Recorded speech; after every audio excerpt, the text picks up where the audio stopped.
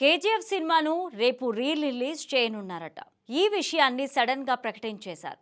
నెట్టింట్లో ఈ రిలీజ్ కి సంబంధించి కనీస చర్చ కూడా లేదు. సినిమా కావాలని ఎవరు డిమాండ్ కూడా చేయలేదు. అసలు ఈ సినిమాను రిలీజ్ చేస్తున్నట్టుగా ఎవరికి తెలియదు కూడా.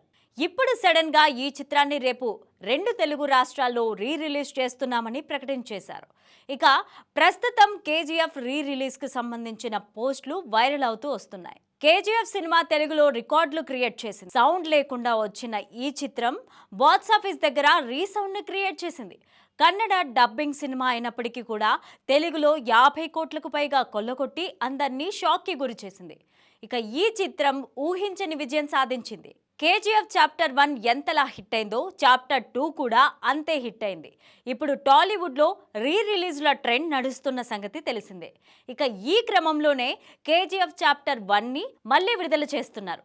అసలు ఈ రిలీజ్ని అన్ని చిత్రాలకు కలిసి రావడం లేదన్న సంగతి కూడా అందరికీ తెలుసు. పాత సినిమాల మీద ఇప్పుడు అందరికీ మోజు ఏర్పడుతోంది. అయితే అన్ని చిత్రాలు థియేటర్లకు ప్రేక్షకుల్ని రాబట్టలేవు. రిలీజ్ చేసేందుకు పెట్టిన డబ్బుల్ని కూడా రికవరీ చేయలేక మళ్ళీ డిజాస్టర్లు అవుతున్న సంగతి కూడా తెలిసిందే. ఓ ప్లానింగ్ అంటూ లేకుండా, ప్రచారం లేకుండా సడన్గా పోస్టర్ రిలీజ్ చేసి రేపు సినిమాను వదులుతున్నామంటే చూసేవాళ్ళు ఎవరుంటారు? అసలు ఈ కేజీఎఫ్ రిలీజ్ ఒక్క థియేటర్ అయినా హౌస్ఫుల్ అవుతుందా, ప్రేక్షకులతో నిండుతుందా అనేది చూడాలి.